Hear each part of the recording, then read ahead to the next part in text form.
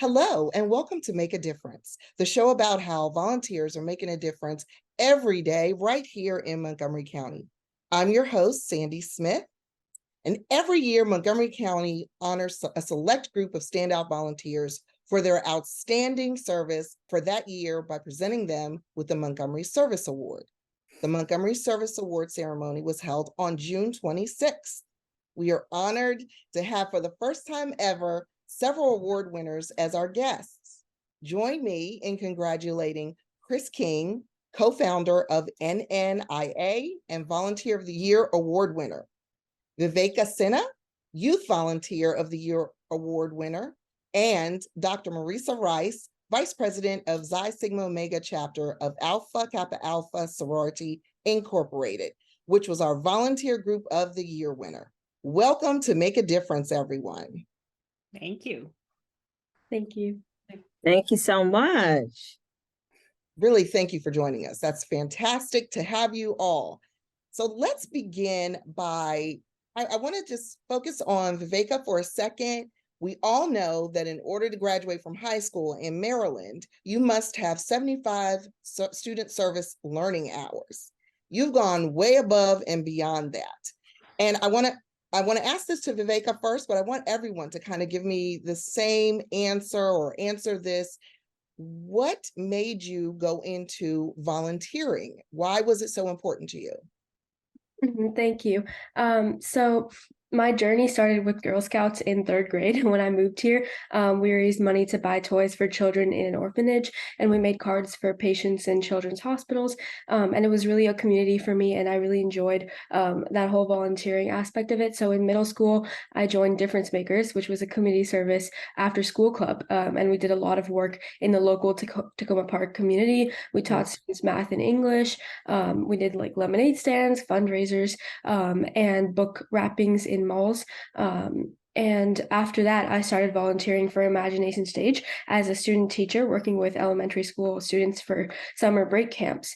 And that's when I started noticing that students that did public speaking, such as theater and my peers in debate, were much more well-spoken and confident and articulate. And I realized that this was a really crucial skill, especially for me. It really helped me as a girl in a STEM program. I found that public speaking gave me a voice and the confidence to speak up for myself, which is what I wanted to start helping others in the same way, especially young students being able to speak up for themselves, which is why I started Speak Up, my public speaking and debate camp.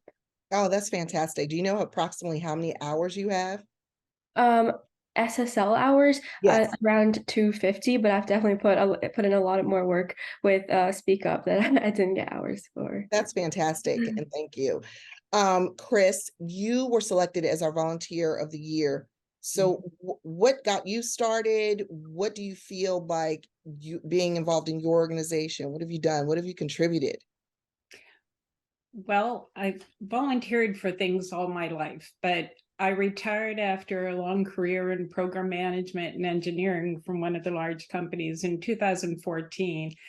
And I was always very intrigued with other cultures and things. So one of the things that happened around when I volunteered was a real crisis in Syria.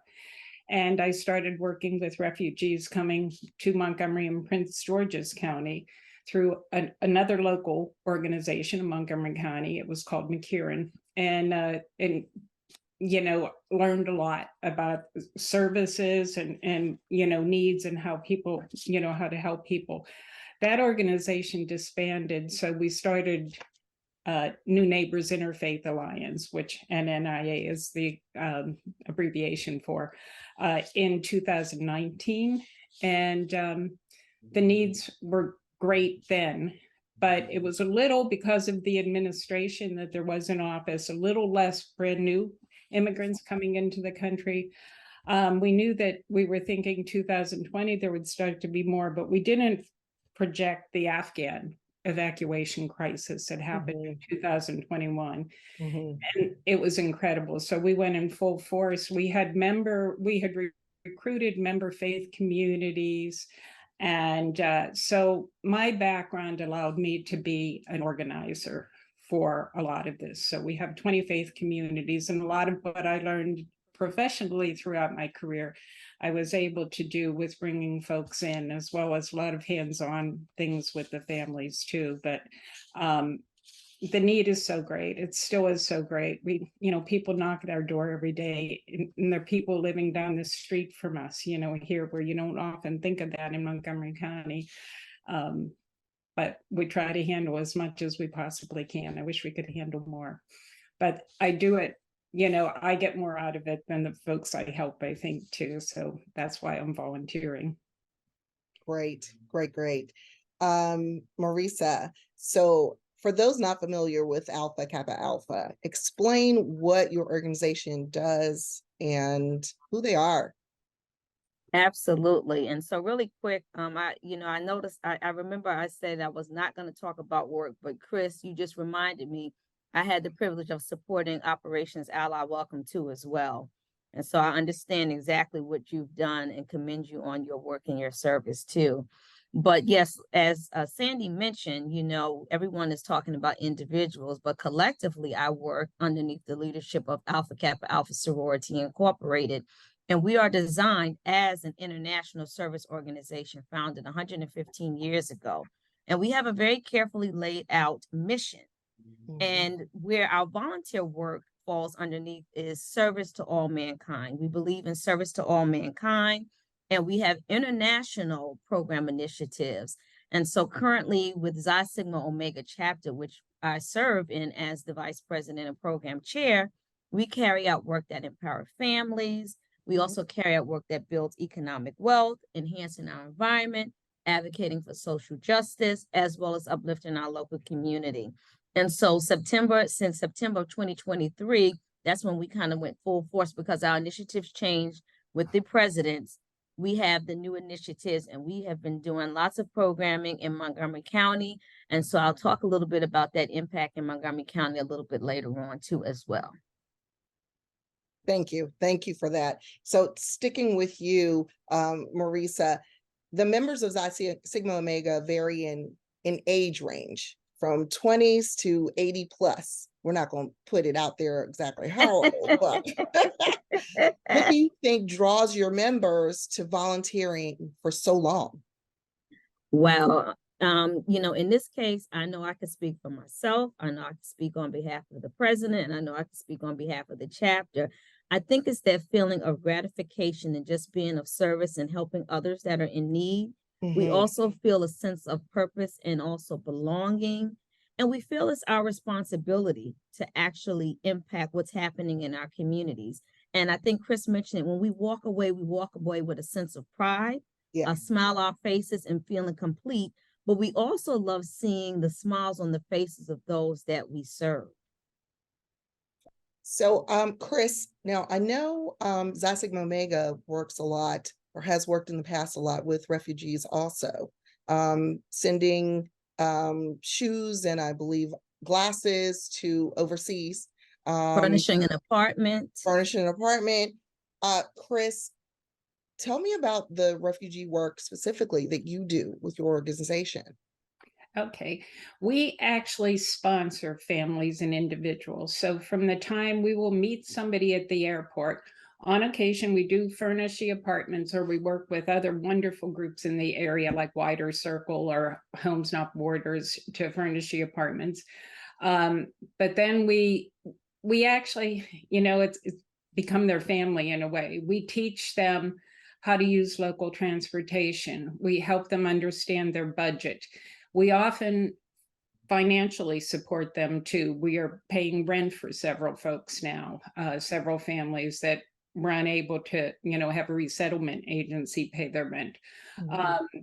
We get the kids in school. We're probably tutoring. We probably have 30 tutors at the moment teaching people English. We find camps for the children. The key things we're doing, though, finding jobs, helping them find jobs and finding places where we can, making resumes, doing those things. We try to get them to independence. We try to gear them to, so they have a social structure to count on, as well as that they're financially independent. It's amazing how much it works, and how well it works in our faith communities working together. what we find we have is we can pick different types of talent. There's always the right talent, available when you know who it is, between immigration lawyers, we help with immigration papers. Mhm. We've become somewhat of a social services group, Yeah, yeah, but we're 100% volunteers, on doing these things too. And it's things that, are not provided by the government or even the resettlement agencies who had to regroup so quickly after, in 2020.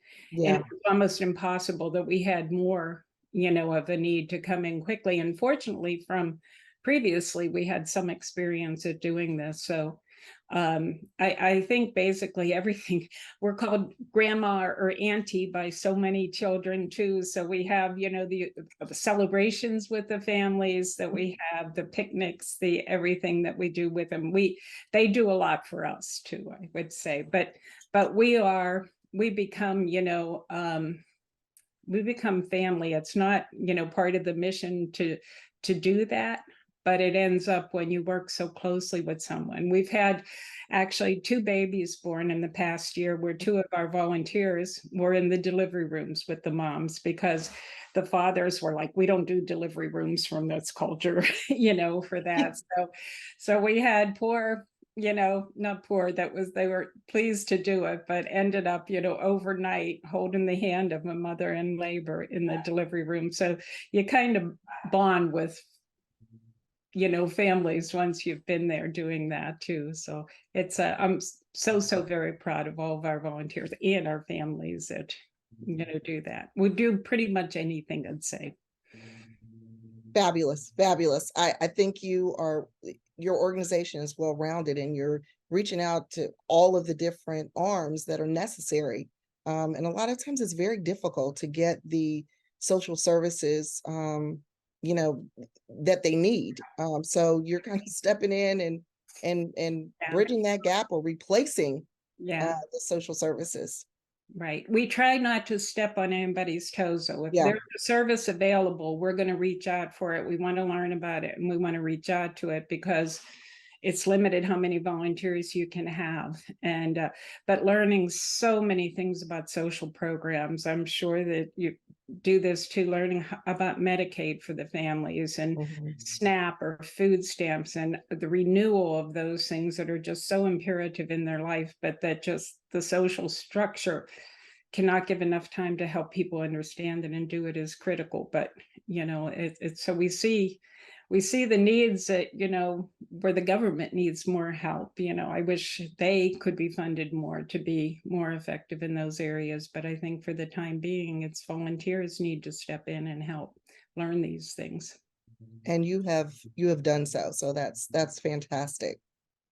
We've been speaking with some of our Montgomery Serve Award winners. Join us next month as we continue our conversation. If you're interested in any volunteer opportunities, please visit our website at montgomeryserves.org. I'm your host, Sandy Smith, and we will see you next month.